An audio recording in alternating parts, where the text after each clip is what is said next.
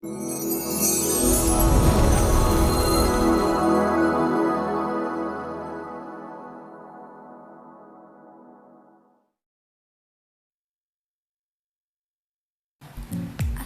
warahmatullahi wabarakatuh. Perkenalkan, nama saya Putri Panggilan Pertama dengan NIM 19081061009 dari kelas Biologi Fisika 4. Di sini saya akan menunjuk mata kuliah Biologi Matematika mengenai variasi interpolasi.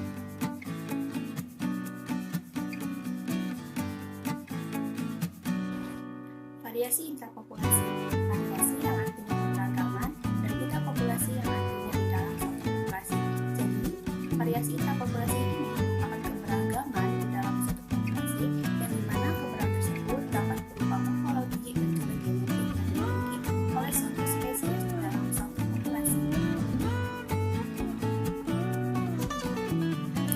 Kemudian ada terminologi atau istilah-istilah yang dikenal dalam variasi interpopulasi.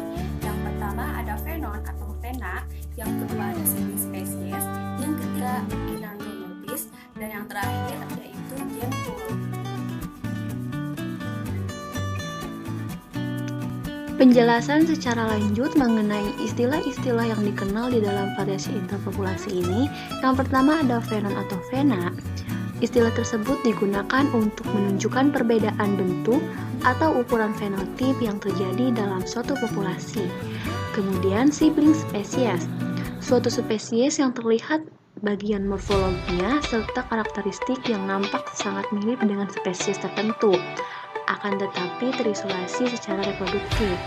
Kemudian ada gen pool atau kumpulan gen. Nah, merupakan kumpulan semua alel unik pada suatu spesies atau populasinya. Kemudian ada gynandromorphi, yaitu suatu organisme yang memiliki karakteristik jantan dan juga karakteristik betina. Ada dua faktor yang dapat menyebabkan variasi interpopulasi. Yang pertama, variasi non-genetik, dan yang kedua, variasi genetik. Nah, variasi non-genetik ini disebabkan oleh faktor lingkungan, dan variasi non-genetik tidak bisa diwariskan kepada keturunannya. Variasi non-genetik terbagi menjadi 4 bagian. Yang pertama, variasi individu menurut umur, yang kedua, variasi sosial, yang ketiga, variasi ekologi, dan yang keempat, variasi traumatik. Nah, variasi individu menurut umur ini diterbagi menjadi 3 bagian. Yang pertama, variasi umur, yang kedua, variasi musiman pada suatu individu, yang ketiga, variasi musiman pada generasi selanjutnya. Variasi genetik. Variasi genetik ini dapat terjadi karena faktor keturunan atau gen yang kemudian akan diwariskan secara turun-temurun kepada keturunannya. Nah, variasi genetik ini dibagi menjadi 3 bagian. Yang pertama yaitu dimorfisme seksual, yang kedua generasi yang berbeda secara reproduksi, yang ketiga variasi ordinary genetic variation. Nah, dimorfisme seksual ini terbagi lagi menjadi 3 bagian. Yang pertama, perbedaan kelamin primer, yang kedua perbedaan kelamin sekunder, dan yang terakhir gynandromorphi dan intersex. Kemudian, variasi ordinary genetic variation juga terbagi menjadi 2 bagian. Yang pertama, ada variasi discontinue dan yang kedua variasi continue. Berikut contoh dari variasi non-genetik, yaitu variasi individu menurut umur. Contohnya yaitu katak hijau.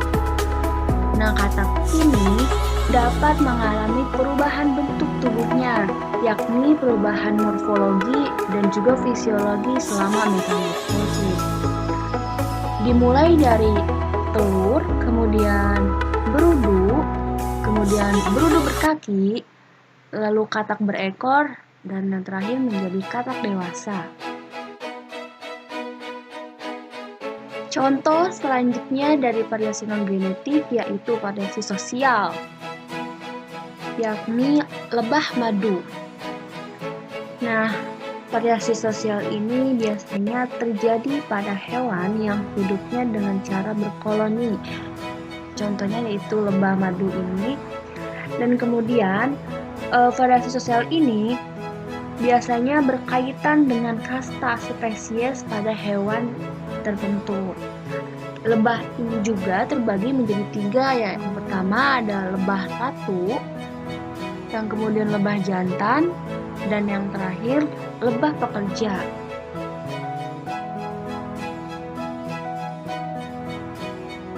Selanjutnya variasi ekologi, contohnya yaitu bunglon.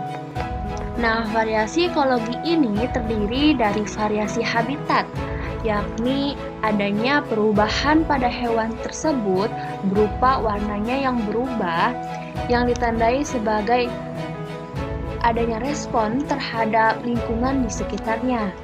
Kemudian ada variasi yang ditentukan oleh inangnya dan variasi tergantung kepadatan.